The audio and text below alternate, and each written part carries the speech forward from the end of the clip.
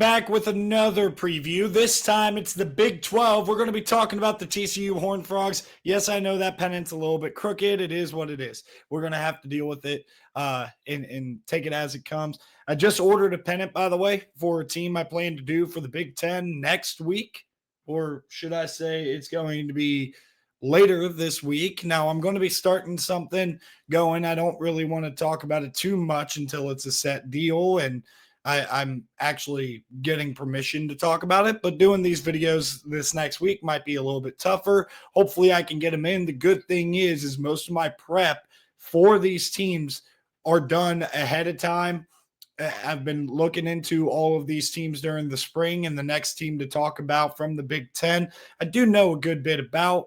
Now, we might skip the Big Ten and go straight to the SEC, so that way I can get that pennant in if I'm going to be doing a video today or tomorrow. And I do expect to be doing a video tonight.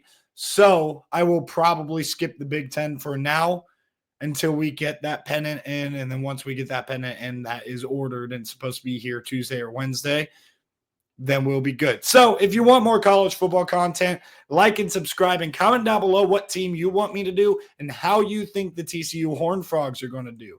Last year for the TCU Horned Frogs was a good year, a little bit surprisingly good year. A quiet 9-win season, closed out the season with a dominant performance over a solid Louisiana football team. And the thing that I was very impressed with TCU was the playmaking ability of their quarterback, Josh Hoover, who is back this year.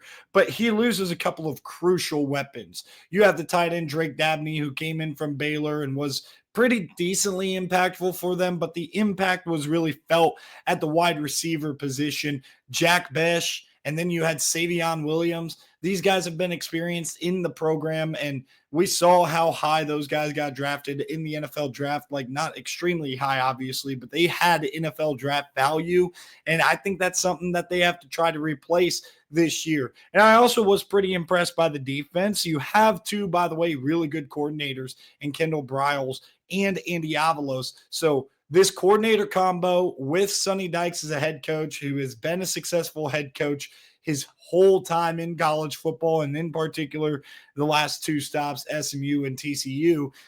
I'm really excited about what this TCU team could bring to the table this year, but I definitely think replacing some factors, you might be looking at a TCU team. I'm not saying they're going to be bad, and we'll get into the preview here as we preview the roster. This roster might be a year away. They also might be able to make a jump now because of the playmaking ability of quarterback Josh Hoover. Now, the biggest thing Josh Hoover needs to do is he needs to cut back a little bit on turnovers, but this guy definitely flashes. If you just watch the highlight tape of Josh Hoover, the off-platform ability, the playmaking, he's kind of got a little bit of like Baker Mayfield in him almost, a little bit of magic that Josh Hoover has. That's why I really like him. Last year, this team could not really run the ball. Cam Cook was supposed to be the guy to really carry the load at running back last year, and he's gone now. They have Trent Battle, who ended up playing a good bit in the bowl game last year, and he's a fifth-year senior, has been at TCU a very long time. Jeremy Payne, a younger player as well. Those are going to be the guys looking for reps. I think that they're going to try to run the football a little bit better, but ultimately this is going to be based in the throw game.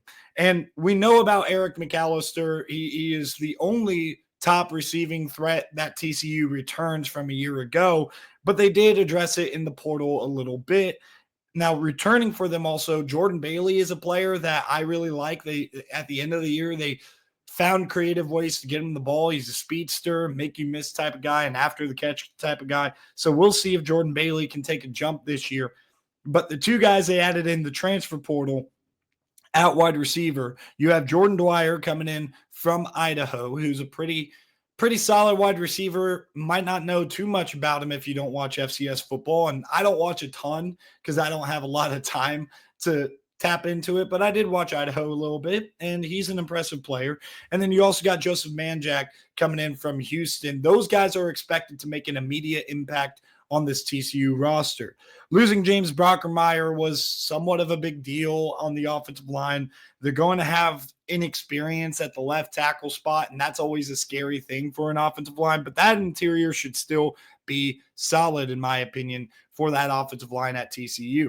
On the defensive side of the football, when you take a look at what they have for starters, they added Elijah Jackson from Washington, who's going to start out at corner for them opposite of Channing Canada. This is going to be a pretty fun secondary to see. I think they're going to be maybe more of like a ball hawking. They might be giving up a little bit of big plays. We'll see what Jamel Johnson and Bud Clark, who was part of that national championship run, a starter at that on that team. He's been in the program a very long time. He's going to be the captain of this secondary and the captain of this defense, really. Now, when you look up front, I am a little bit questioning it. Zachary Chapman is a young player that they're hoping can be a really good guy off the edge in this 3-3-5 system. Really, he's like, I want to say he's more of like a 7 technique. I'm not positive on that, but that's the type of position that defensive end has. And then you have Devin Deal, who is also looking to have a big year in his final year of eligibility for this defense. It's going to be very interesting to see what Andy Avalos has here. They still run that 3-3-5, as I mentioned, even if it's not fully what Andy Avalos has done in the past. And I think that this defense will be all right. They're going to be like pretty solid, and I certainly think that they're going to have a harder time against some of the more electric offenses and more experienced offenses that they're going to face. But generally speaking, within the Big 12, they're going to be able to match up pretty decently, and I think that we're going to be seeing a lot of close games from this TCU team. And when you take a look at this schedule that they have this upcoming year, the opening Monday on Labor Day against North Carolina on the road, it'll be very interesting what this North Carolina team is going to look like. And TCU, you know, when you have a quarterback like Josh Hoover, you can be pretty excited about this offense, even if you're replacing a lot at wide receiver. And we get a good preview of that against North Carolina. Off of the bye, they get Abilene Christian to tune up before they play a second ACC opponent in their arch rival SMU. They did lose, of course, to the Mustangs last year, but they did give them a game. At Arizona State on a Friday night, it's going to be a really, really tough road trip. Colorado and at Kansas State. And I want to double check real quick to make sure that's a Friday night before we go into the previews, because that could have been a typo. But Colorado at Kansas State, this stretch to start the Big 12 season with Baylor, and then at West Virginia to close it up, it's going to be pretty tough, because you're looking at Arizona State, Kansas State, Baylor is a sleeper in the Big 12. West Virginia, you have no idea. I talked about this in the West Virginia preview that I'm going to put up there. You have no idea what this West Virginia team is going to look like this year. They could be much better than I predicted them. And if you want to go back and watch that preview, I addressed all of that stuff. Iowa State off the bye is also going to be a top contender. So is BYU. And then at Houston, I expect for them to be playing their best football in November. And then Cincinnati to close the year with a returning quarterback in Brendan Sorsby. This is a pretty tough draw within Big 12 play. Certainly at a conference, they're playing 11 out of their 12 games are going to be against Power 4 competition. SMU, a playoff team from last year. They're going to be playing a playoff team in Arizona State from a year ago that returns a lot. Bill Belichick to start the year, probably the best or one of the best coaches at the NFL level. Yeah, this schedule is certainly not easy for the TCU Horned Frogs. So let's dive into the prediction, because I do think TCU has some talent. They have some ability, and they have a good playmaker at quarterback. We're going to start off the season 2-0, though, for TCU. I think they go on the road to North Carolina. North Carolina, to me, kind of seems like a mess. There's a little bit of a rumor mill that Bill Belichick might not even be the head coach game one. I don't expect that. I expect him to at least give this a shot over at North Carolina, but certainly with the retooling and rebuilding that they have there and all the distraction and stuff, I don't think they're going to be playing great football in September. And I think this TCU team is going to have a little bit more continuity. And a little bit more of a rhythm early this season. Abilene Christian should not be a problem, but the rivalry game against SMU is going to be very interesting to me. I don't really know how to view SMU this year. They lost a decent bit at wide receiver, but bring back a lot throughout their roster, and they have an experienced quarterback in Kevin Jennings. Ultimately, I think SMU wins a close one in this one. I was back and forth on this game. Haven't done the SMU preview yet, so maybe I'm undervaluing SMU or maybe I'm undervaluing TCU. But either way, I do expect for this game to be really close. And I think the experience of the quarterback position is very, very like even in this game. So I definitely don't think there's a difference there. I just think that what SMU brings back in particular, I think they're going to be really good on the defensive line. That's going to give TCU a whole lot of problems, especially breaking in a new left tackle. At Arizona State, and again, I'm going to double check to make sure that's on a Friday night, and I have that right. I got to go all the way over to my schedules here. So pardon me for turning the page on my notebook because I have the roster for TCU loaded up. Sorry about this. I hardly ever do this, to be fair. It is on a Friday night. I just wanted to verify that. That's going to be a very tough situation. Again, just like SMU, experience at quarterback is very leveled, and a lot of people would ultimately say that Sam Leavitt is a better quarterback. They're bringing back some good weapons on the offensive side of the ball, and this defense is going to be tough. I don't think TCU is going to be able to get this dub. So they go 2-2 before returning back. They get an extra day's rest, and it's not a big travel spot at Arizona State. It's not like they're traveling across the country. So ultimately, I think they gain a day in prep. I'm not super high on Colorado this year. I think TCU gets the job done back at home against Colorado, in which, by the way, that was the first win that Deion Sanders had was in Fort Worth at TCU. I think TCU kind of gets a little bit of revenge, if you want to call it that, in that ball game. At Kansas State, I am pretty high on Kansas State. I think their defense is going to be really solid. They're going to be able to run the ball. Dylan Edwards, to me, has a lot more potential than even DJ Giddens had, and a lot of people loved DJ Giddens a year ago. I also like the connection with Avery Johnson and Jace Brown at wide receiver, and I think Avery Johnson could take a step forward. I expect for Kansas State to be a true contender in the Big 12 this year, and I think that this is a road game that TCU drops. Against Baylor at home, boy, Baylor is not a team to sleep on. That defense was playing really well at the end of the year. Sawyer Robinson ended up emerging as the guy for Baylor and starting to produce. I think this Baylor team is going to be very tough. It's going to be a close game.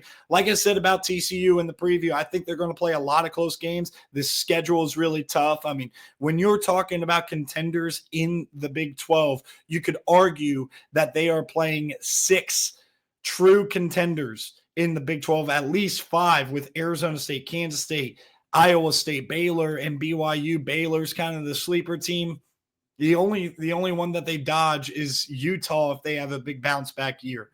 That's the only one they dodge as far as top of the Big 12. This is a tough draw. I think they lose against Baylor, but I do think that they win a close one at West Virginia. West Virginia, a little bit of a mixed bag. I mentioned how I don't really know how this season's going to go for West Virginia. It could be much better than I'm predicting. This is one of the games I had them dropping.